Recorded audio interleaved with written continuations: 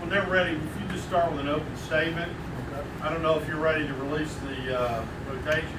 Yeah, we can do that. We can do that. I can ask it later. We can work it in. But well, really excited. The hourglass is about out of sand now as we move closer to Friday with our home opener at 4 o'clock against North Alabama.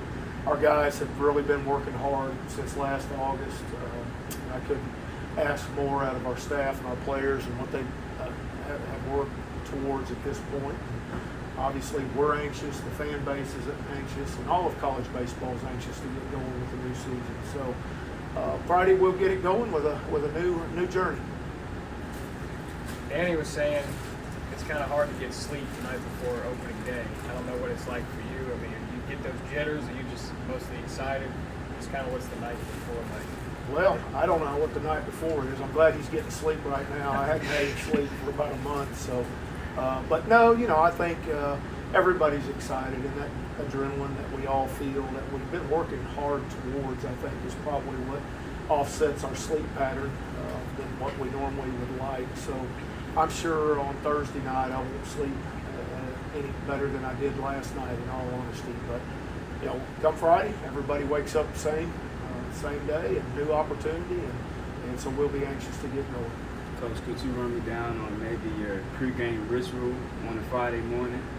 For me, Yeah. Well, I'll wake up about between 4 and 4:30, and really just drink about a pot and a half of coffee before I get going, and wait for my wife to get up, and then we'll spend a little time together talking and watch the news and catch up on all that, and just make my way in the office. So really, it won't be any different than any other Friday. I wouldn't expect. Just that it's certainly one that's going to be a little bit different stress level probably than the others, but anxious and ready for it. Coach, can you give me your impressions of the last 2 weeks and the scrimmages you've gotten in, maybe the good and the bad, the indifferent, your thoughts on that?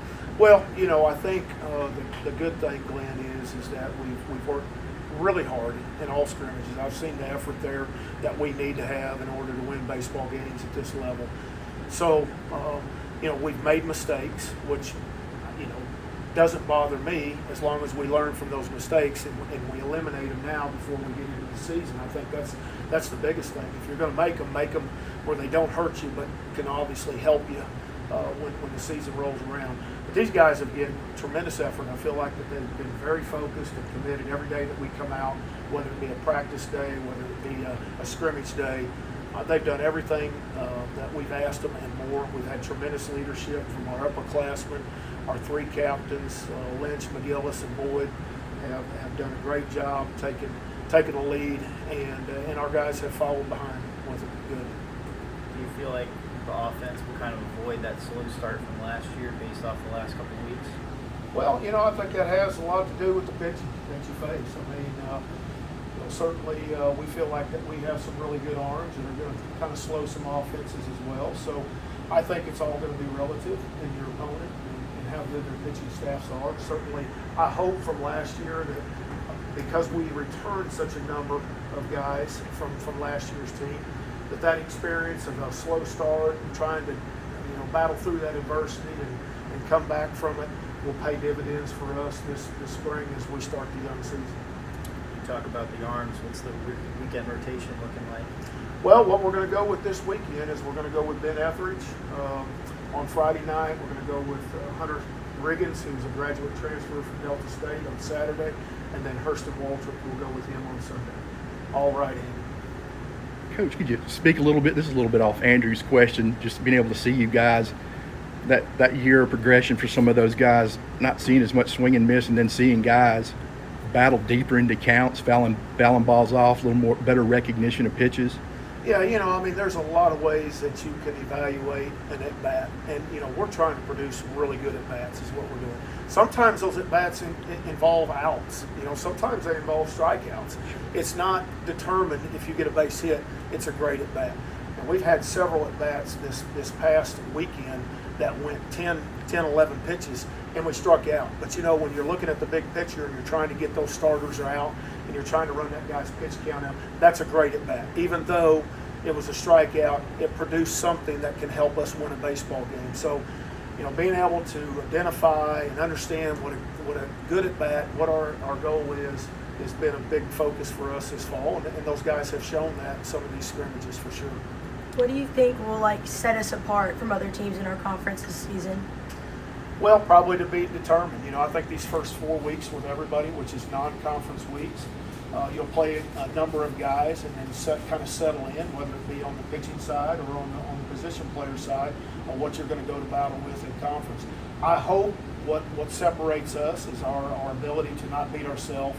You know, we've been pretty good over the past few years. We've been at the top of the conference, and we take a lot of pride in that, and that's how we play. We come out, we play hard, we play smart, we try not to beat ourselves. Now, is that a guarantee that's going to happen every time?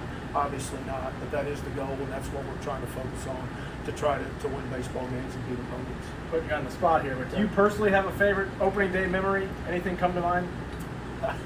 Honestly, I really don't. I mean, they all start kind of running together, and they're all the same. You know, it's a long haul. It's a long journey.